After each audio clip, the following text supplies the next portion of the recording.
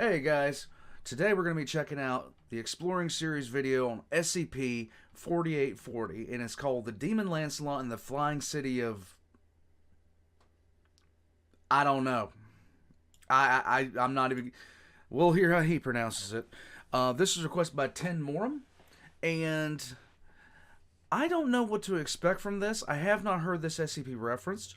I haven't heard it at all. I'm still learning a lot about SCP, obviously, but at the same time, this is one of those that was put in that recently I've been getting a lot of those. I've been getting a lot of requests for things that I do have some foreknowledge about. This is just not one of them. We're going to go ahead and get into this. Here we go. SCP-4840. The Demon Lancelot and the Flying City of Audapaupadopolis. There we go. The SCP universe is massive. Yes. Not only in size, of course, but also in scope. There are thousands and thousands of cataloged anomalies, with countless more waiting to be found, or only mentioned in myths. Things we refer to as anomalous inevitably interact with one another, and some civilizations we've looked at already could be considered entirely anomalous themselves. SCP-4840 contains a story about the ancient past, and includes mentions of a large number of SCPs we're familiar with. It's also a bit of a follow-up to SCP-4812, Wrath, which I've covered previously. I haven't seen that one. I'll do my best to provide some short explanations or references as we go, but viewing previous videos in this series will likely help out a lot. SCP-4840 itself is an ancient, abandoned, floating city, located roughly 8 kilometers above an empty region in the Russian Arctic. It's always in Russia, isn't it, guys? The city is around 5.5 kilometers in diameter. And while the architecture of the city suggests that it predates any known civilization, it was clearly constructed using advanced techniques and materials for the time, such as gas lamps. The city also bears markings that seem to be a long-dead human language, a precursor to ancient Greek and other Mediterranean languages, not found anywhere else in the world. Foundation linguists that have deciphered the language have determined that the city was once called Audapaupadopolis, roughly translating to City of the First Father, and over 100,000 people once lived here. There is no evidence that a single event led to its decline, but rather that the population simply left over an extended period after the loss of its first and only leader. The city is divided into 4 quadrants, all connected by a large central hub. These quadrants were populated based on craft, with blacksmiths and metallurgists in one, engineers and designers in another, farmers and bakers in the third, and artisans and craftsmen in the last. So kind of like caste stratification. Each quadrant also possessed its own local center of governance, located near the central hub. The central hub contains 3 large stone temples, designated the Temple of Sunrise, Temple of Sunset, and Temple of Night, with a larger, ornately designed Great Hall that was likely used as the seat of the city's power. Underneath this Great Hall is a large stone door, completely inaccessible to Foundation personnel. The door can be opened, but individuals who attempt to pass through feel a building tension that overcomes their bodies, describing it as an increasingly uncomfortable feeling of guilt and regret. Lovely. Often accompanied by panic and anxiety, capable of incapacitating anyone who presses on. Prior to 1933, the city was hidden from view and human perception by unknown anomalous means. I was gonna But ask. since then, it has been rendered visible to the naked eye and to radar equipment. Obviously, that's no good for the Foundation, so Right. they've installed scrambling devices and cloud cover generators, as well as physically moved the city to its current remote location to help conceal it. The city of Audapaupadopolis is completely abandoned, aside from 2 entities, SCP-4840-A and 4840-B. Okay. A is an elderly male human of nondescript build and uncertain ethnicity. Genetic testing has revealed likely Mesopotamian ancestry, but his genetic markers have no apparent pre-ancestral linkage, suggesting that either he's some sort of alien, or he is a genetic precursor to intelligent humans on Earth. He speaks numerous languages, including modern ones, is capable of controlling the general movement of the floating city, and has some degree of limited local omniscience. He is capable of describing events taking place far away that he would otherwise have no knowledge of, although he can't describe specifics or individuals involved in these events. Finally, he is the only individual capable of passing through the stone door underneath the Great Hall, an area he refers to as the Old Library. Nice. The other entity, B, is a massive, vaguely humanoid figure that is currently lying unmoving in the ruins of the Temple of Sunset. It possesses a human torso ending in 6 legs, with 6 severely distended arms, each ending in a rough metal clasp affixed to a chain connecting to a large iron flail at its end. Lovely. It is roughly 13 meters in height, but is only visible using thermal lenses. A says that the entity is dead, but it continues to output a constant, unchanging amount of heat. It also bears markings consistent with those found on SCP-4254, which appear to be some kind of sign or sigil. The sigil is similar to those found in other pre-antediluvian sites, specifically those concerning a redacted SCP, the Royal House of Apollyon.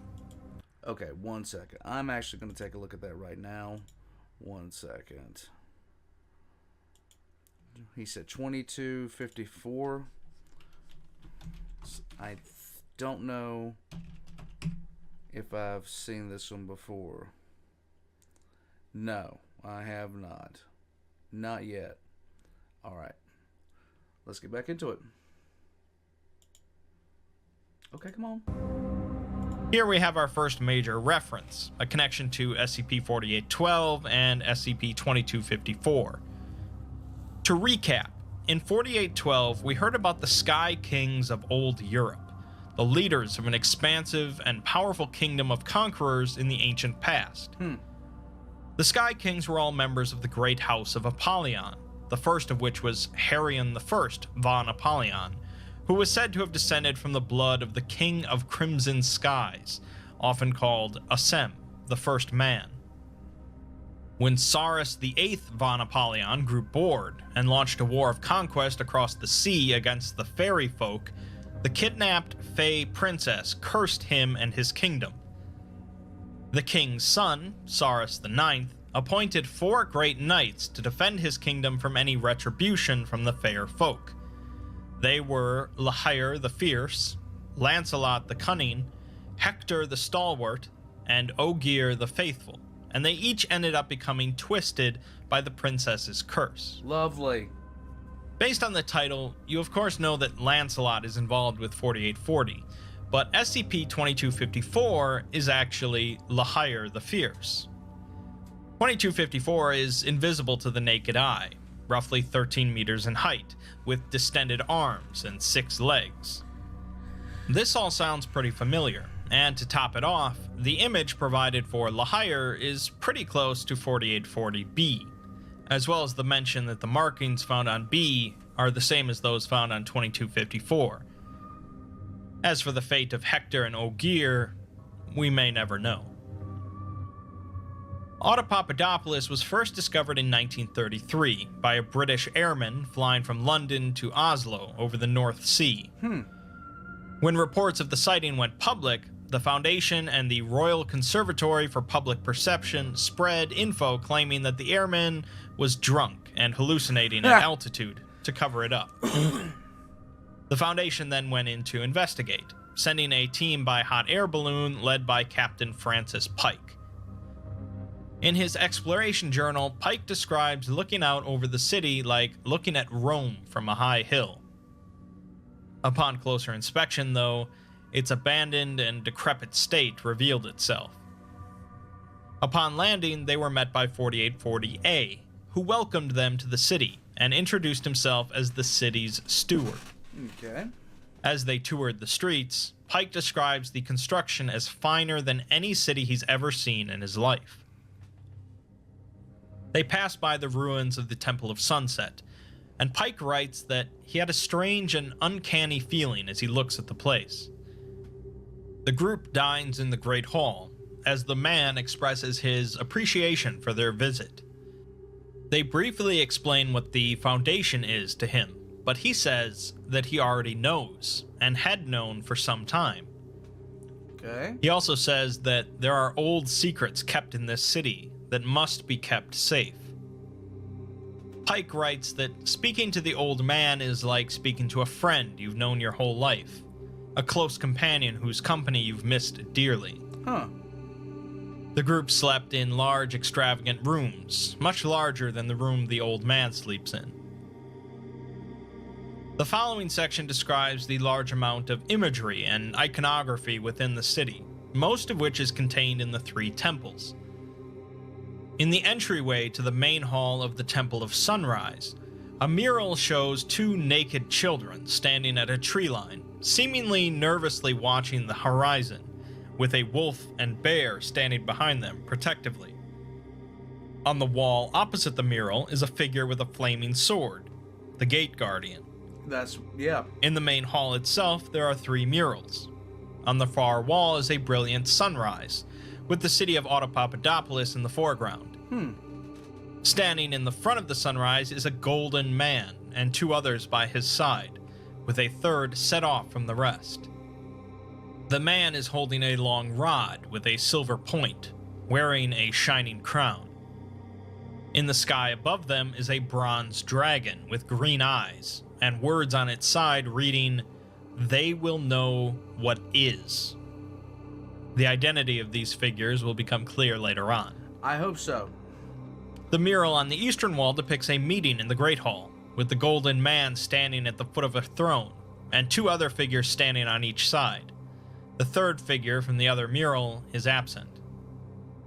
Before the golden man is a king in crimson robes, with a flaming crown extending a hand of friendship. Well, The one and only Scarlet King. I was about... Beside the Scarlet Now, King, I was thinking that, but at the same time, the Scarlet King doesn't seem like one to extend the hand of friendship to me, but that's just me. is a naked woman covered by a snake, a man made of metal, and a sorcerer in deep purple robes, alongside others. Uh-huh. The woman is SCP-336, also known as Lilith, a figure from That's Jewish what I thought. mythology said to be Adam's first wife, prior to Eve. The man made of metal is Robert Bumaro, the head of the Church of the Broken God, and the sorcerer is Dr. Wondertainment, or the figure that would come to be known as Dr. Wondertainment, at least. On the western wall, a mural shows the golden man sitting on his throne, with an iron crown hovering above his head. The crown is inlaid with words of an unknown language, and set with a shining white jewel. We'll be hearing plenty more about this crown later. Okay. Behind the golden man are several large figures, one made of gears and steel, one made of flesh and blood, one made of ice and stone, one made of stars, and another made of eyes. I had a thought of what they were. The one of gears and went on. steel is, of course, Mechane, also known Okay. as the Broken God, and the one of flesh and blood is Yaldabaoth, Mechane's counterpart and an important figure in Sarkic lore. That's what I was thinking those 2 were. The one made of ice and one made of stars are as yet unidentified, Oh, but the okay. one made of eyes is meant to depict SCP-3125. I covered that one in my video on anti-memetics, but basically it's a massive entity that partially intersects with our reality and erases anyone that gains any knowledge of it from existence. Lovely. It seems the people of Audapaupadopolis were not only familiar with this entity, but also decided to put it on a mural. Might be why they're not The there last anymore. figure on this mural is a young woman with long, brilliant white hair hanging in the air, pointing to the south.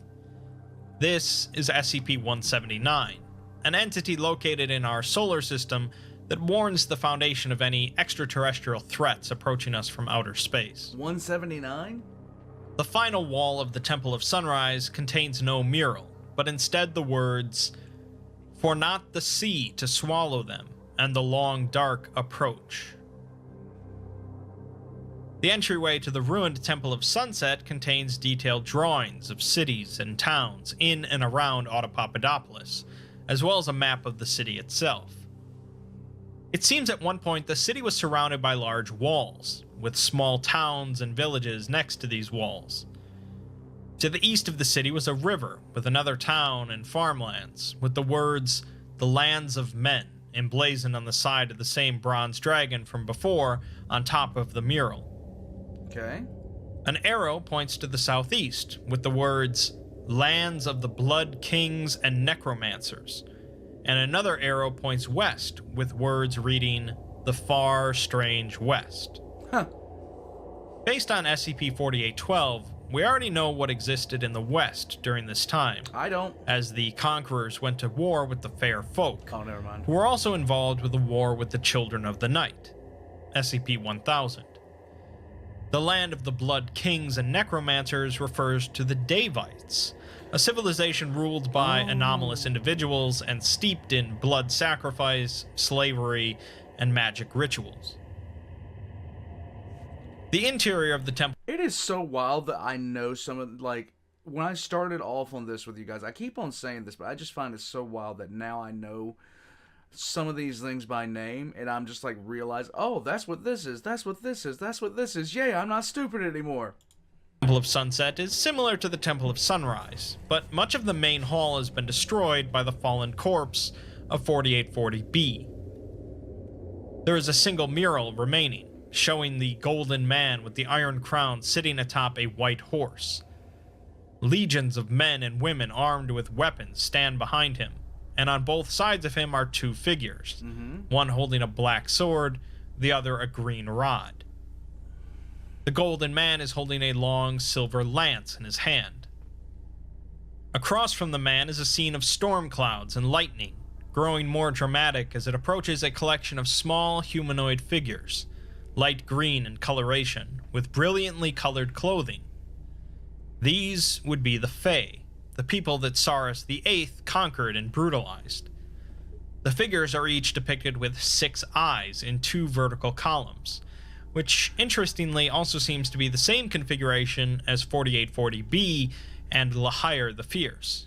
Would this be connected to another thing that I saw where the forest, it was the forest where you couldn't name anything, because if you did, you'd wind up staying.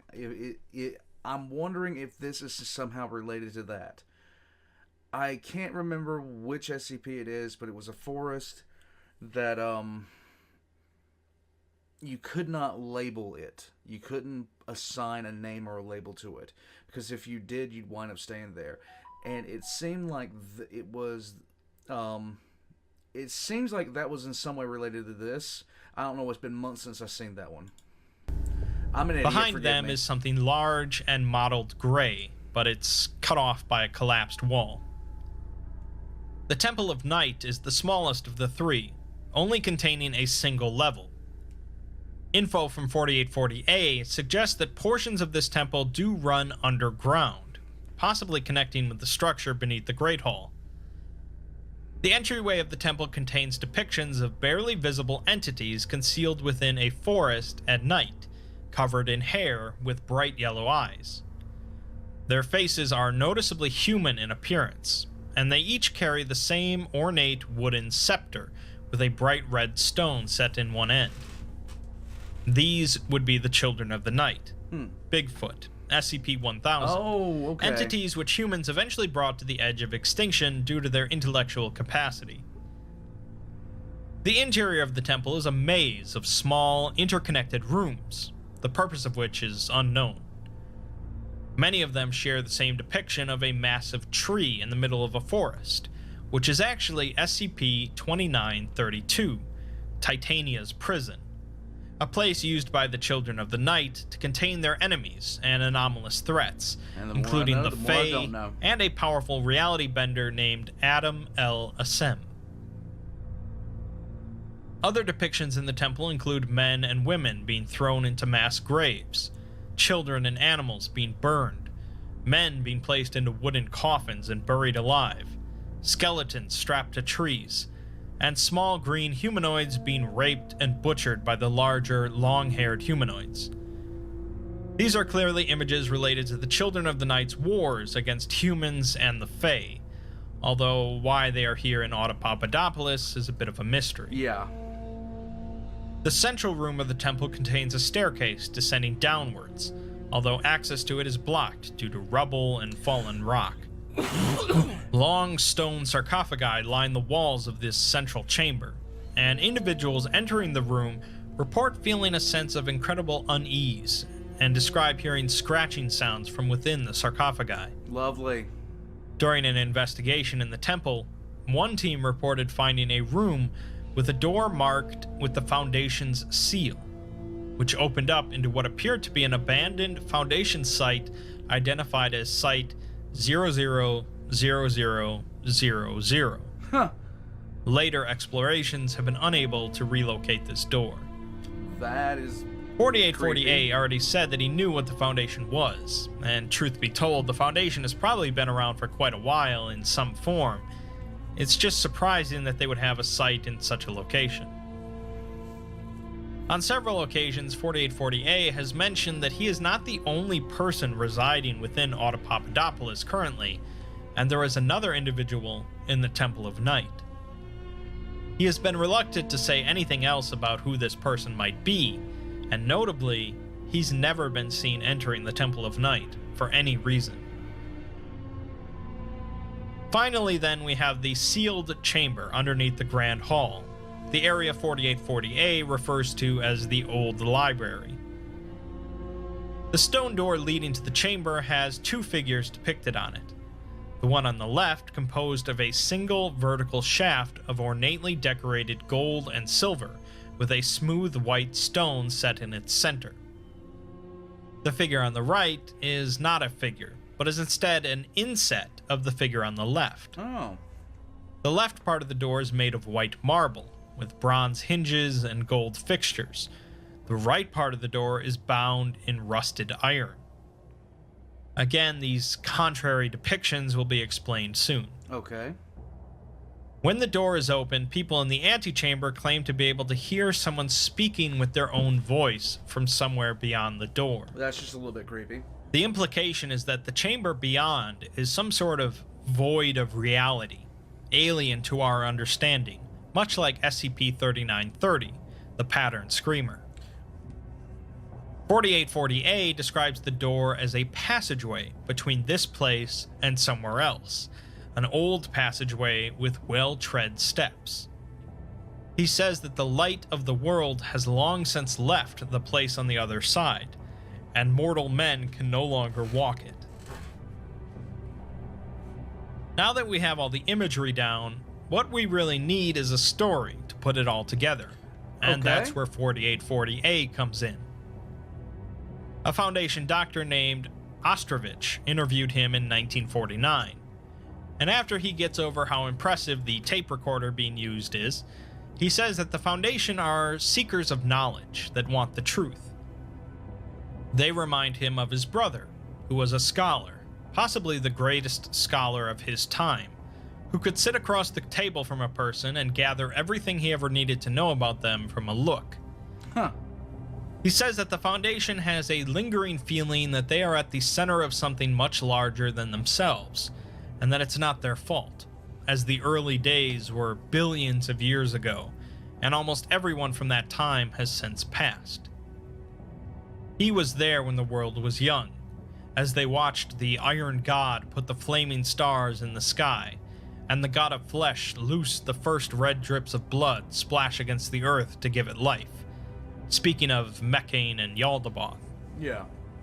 He mentions that he was a boy when the serpent and its dark brother set the foundations of what is and what is not, referring to the titular serpent of the serpent's hand, the entity responsible for the Wanderer's library, and its dark brother is apparently SCP-3000, Anantashesha. Yeah, that one.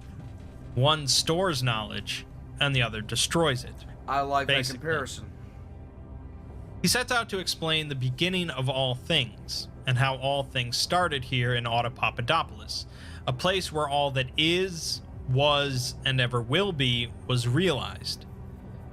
There were only a few of them at the beginning, in a world of infinite mystery.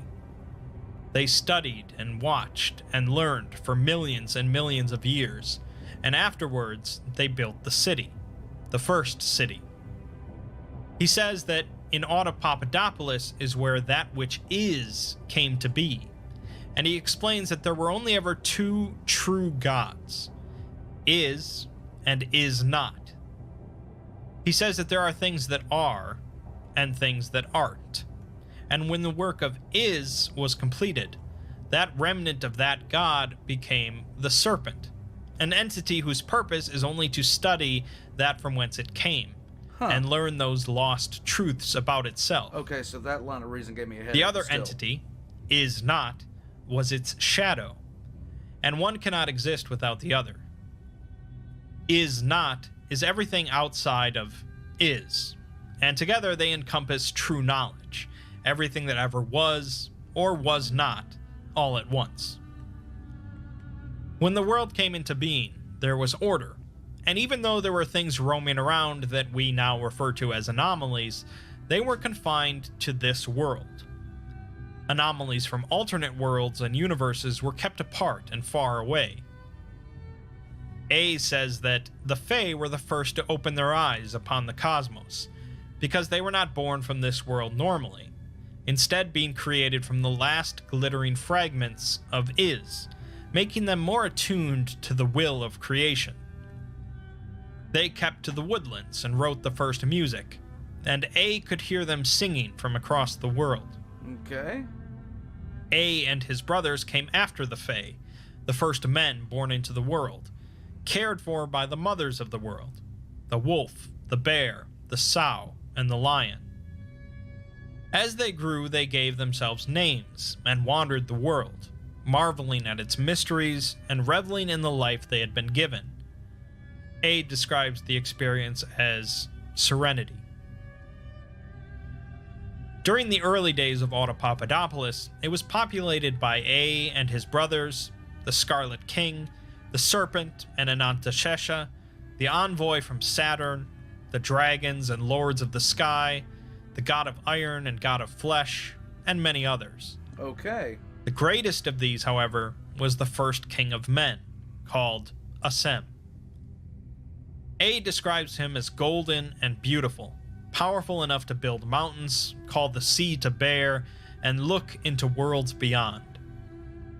He also was said to carry a lance that could kill gods. Lovely. Which, if you recall from the Ouroboros cycle, would be the lance of the non-believer. They called him Asem because the word meant is, and they believed that he was the joy of creation given form. Unfortunately, within him grew the first vice, envy, as he looked to the skies and wished them to be his. He decided that he wanted to look past the cosmos and take something from another world. Is this the Hang King? So he did. The thing that he took from another existence was a crown, and with it he declared himself the king of all that is, building his seat of power here in Audapaupadopolis. A says that he was still kind and beautiful at this point, but he was crippled by his desire to take whatever he wished from the cosmos. Huh. Inevitably, Asem was betrayed, first by his sons.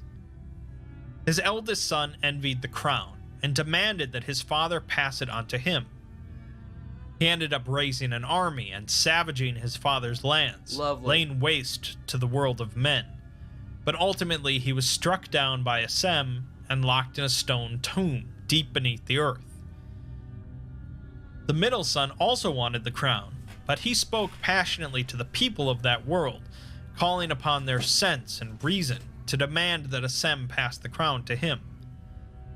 The kingdom agreed, bending their knee to him and worshipping him as their god. But Assem put a curse on him to poison both the land and his followers. The middle son was exiled, forced to wander the desolate places of the world until the sun went down in the east. Huh. Finally, the third and last son took a much simpler route, sneaking into his father's room while he slept and stealing the crown from his head. There you go. Despite its simplicity, this was the greatest betrayal, because Assem loved his third son more than anything. Lovely. The sons slipped away as Assem's kingdom fell to ruin, and Assem turned the world into a smoking waste, as a number of the people of Audapaupadopolis followed the third son into the shadows. They fled into the night for 1,000 years, hunted by Assem and his two other sons, who all desired nothing more than the crown. They had hidden the crown, though, kept away until it faded into myth. When A finally stepped back into the light of day, the world had changed, and was no longer a smoking waste. The people who had fled alongside A had started families in this new world, and their kingdom became known as Old Europe, the first true kingdom of mortal men. Okay. A came into the realm of Harion, a kindly man with a passion for knowledge and a desire to learn. His family were gentle and good people, and more families flocked to Harion's lands. This is the one thing about SCP that that does create a problem for me at some points, is the lack of canonicity, and how canonicity is so fluid throughout. Because, like, the best explanation I have is the SCP Wiki and all the stories contained therein are products of all realities, and this is a separate reality. That's the only way I can rationalize it, because right now, like, I'm listening to this and it's just like, the backstory of this, I'd want to, like, is the modern equivalent the same as our own? A spent many long hours speaking with Harion about the times before the darkness, and about the strange wonders he had seen across the world. This led A to take his father's crown that he had stolen and hid away, and place it atop Harion's head, calling him Apollyon, the king over the darkness. Apollyon went on to build great halls, great temples, and great libraries, and in time all of Old Europe swore fealty to him as their high king. Eventually, he passed away, and his son Uvan became high king. At this point, A took his leave from Old Europe and returned to Audapaupadopolis to rest for the first time in 10,000 years.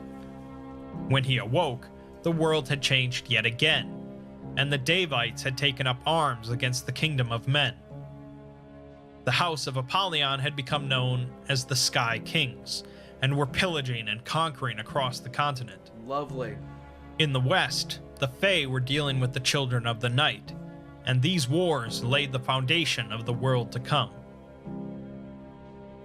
Eventually, the Sky King Zorus came to Audapaupadopolis, where A was hiding out, and demanded that he give him Assem's lance. Even if A had wanted to, which he didn't, he couldn't give him the lance because it had been lost a long time ago. When Zorus was told this, he threatened to turn the city over in order to find it. In order to protect the city and the deep secrets that it holds, A called upon the last of the Titans still on the earth, the great dragon Barata, and together they raised the city into the sky.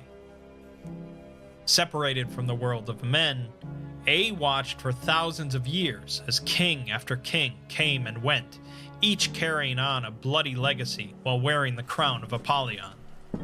He screwed up. He watched as the Deva hero Gilgamesh slayed Cyrus II's only son in single combat on the fields of Jerusalem, and the dread sorcerer Noah el Meto raised the seas to wash away the lands of men until he was struck down by Maladrow the Wrathful.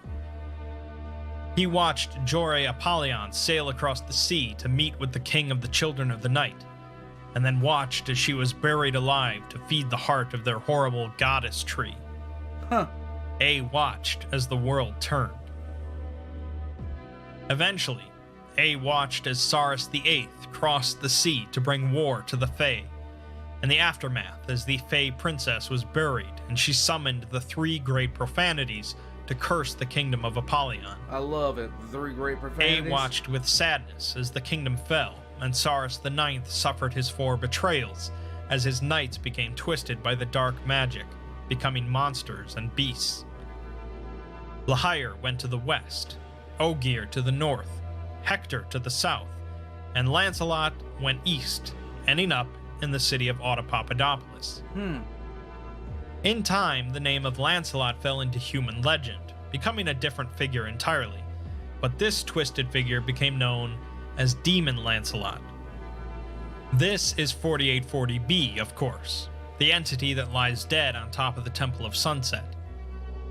Lancelot would have turned the entire city into ruin if not for the efforts of the last great heroes: the dragon Barata, the sea lord Arcturus, the hero Beowulf, and the Deva king Relevine. The battle cost each of them their lives, so Demon Lancelot must have been quite the foe. Yeah. But with he was built Barata's different. final gasp, he tore out Lancelot's heart. A was alone afterwards, aside from his brothers who still roamed the earth in search of their father's crown. A supposes that his father is out there somewhere as well, if he's not rotting in the heart of the earth. Maybe. The crown, of course, was lost when the profane Dark swallowed up Saurus IX as part of the Fae Princess's retribution. The House of Apollyon ended in a night, and the Children of the Night came across the sea to pick at the corpse of the kingdom of old Europe. Time went on, of course, bringing us to the present. Ostrovich asks him more about the 4 knights, and A explains that they were each nobles sworn to the House of Apollyon. When the great profanities twisted their hearts, Saurus IX cursed them, and they took on strange and grotesque shapes, the shapes of old Fae gods. For Lancelot, who was adept with a mace, his arms were transformed and his mind became unable to do anything but rage and destroy. Lovely. Ostrovich says that this all sounds pretty ridiculous, and A agrees, saying that he wouldn't trust her if she believed him without reservation. He has kept much of the old world hidden for many years, but as his life wanes, so does his ability to keep it hidden. That looks very weird. I love it. He knows about Lahyr moving in the west, and also knows that Hector is preparing to emerge in the south. He says that Lancelot has laid here dead for many years, but still does not grow cold. He is also aware of the recent events from SCP-4812, with the profane adamant being seen in the skies, the entity that Lancelot prayed to for overwhelming strength. Things are in motion, and A needs the Foundation's help because he will not live forever. He needs their help in protecting the secrets that this city holds. Ostrovich then asks him what exactly these secrets are, and where they are. A says that they are kept in the old library, the place where Is was realized and came to be. Assem built his seat of power directly on top of it, where the greatest authority of all authorities came to rest. Within the old library is the first book, although it's not actually a book. He speaks about the Wanderer's Library, Wait, what? a place where texts describe Is and all that is, the greatest collection of knowledge in the entire cosmos. The first book, meanwhile, does not just describe Is, it is, meaning that it holds the most fundamental truths of existence, those never intended to be understood by man or beast. Lovely. A has tried to read the book to know these truths so that he could right the wrongs of this world, but he has failed. He also says that he nearly lost himself once in the other book, and in it he grew old. The other book, of course, is the first book's counterpart, the book of Is Not. This book contains the truths of things that cannot be, dark and old truths. His ability to protect the old library will eventually fail, and there are those who know what is here and will seek it out. This is all a little bit tricky to comprehend, Yes. and Ostrovich isn't sure she'll be able to believe it all, which A understands. He says to watch for the 3 great profanities that the Fey Princess had summoned. Okay. The Profane Restrictor, the Profane Adamant, and the Profane Dark.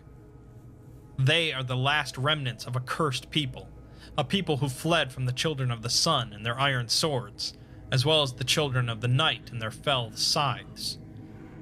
He tells the Foundation to remember what he has said when they see them, because they are from a time long before their history begins. Finally, Ostrovich asks him who he is, and A says that his name was Seth, brother to Cain and Abel, son of Adam el Asem, the first king of men.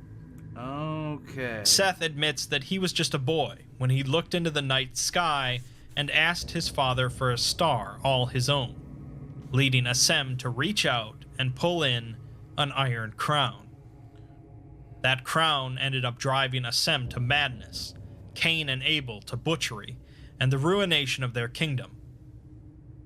Without that crown, Saurus VIII might not have crossed the sea, and the descendants of Harion may have been able to fight off the children of the night when they came to Old Europe.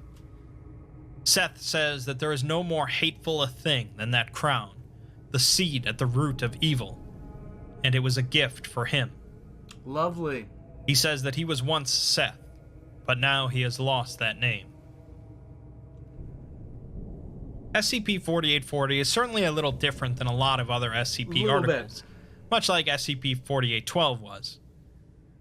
There are still plenty of questions left about this ancient history, some that may be answered in the future, and many that won't.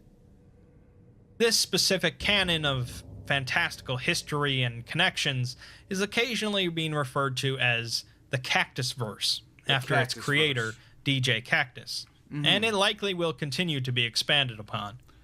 One thing I'd like, because right now I'm getting recommendations from every single area. I'd like to focus on, because I did some looking on the wiki, and I did see that there was several different. While there is no established canon, there are canons to each thing. Like, I saw one that was about Antarctica. I saw one that apparently this one is a part of. I did see the Cactus Verse on there, but yeah.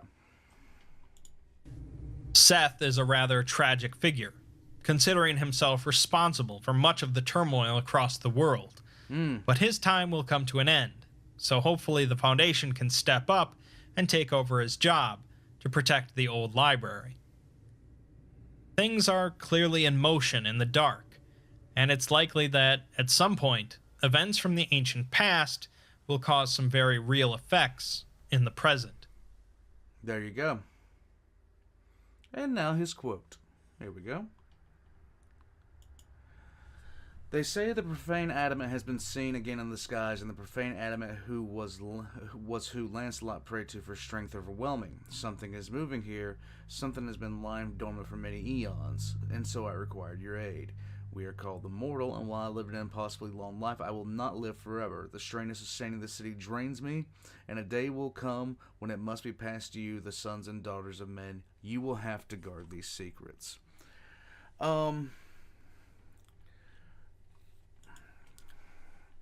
The one thing about this that when I look at it, I'm sitting here, they're SCPs, and I never know what I'm going to get. I never know.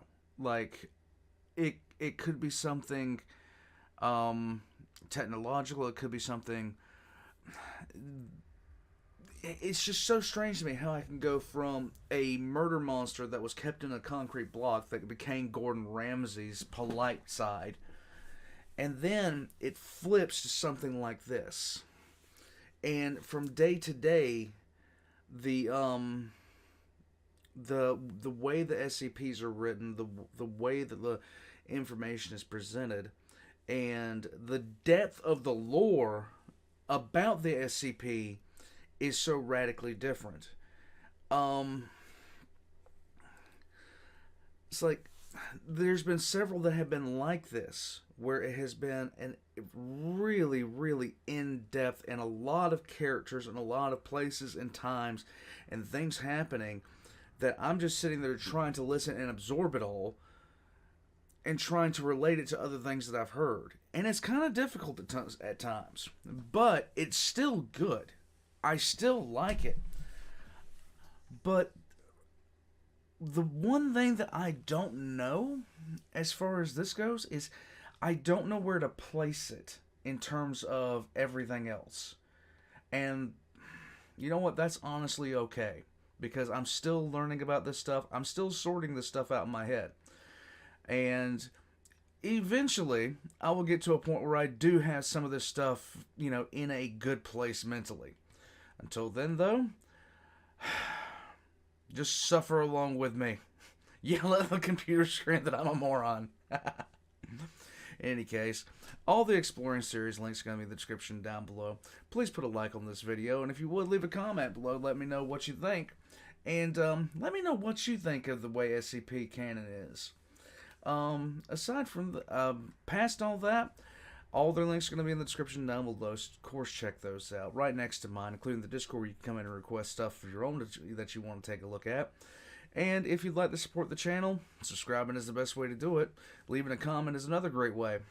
And if you'd like to support their other means, I have a Patreon down below, as well as a PayPal and some merch. Well, guys, that's just about it for this. The Demon Lancelot in the fine city of Audapaupadopolis. Just turn off the video. Yeah.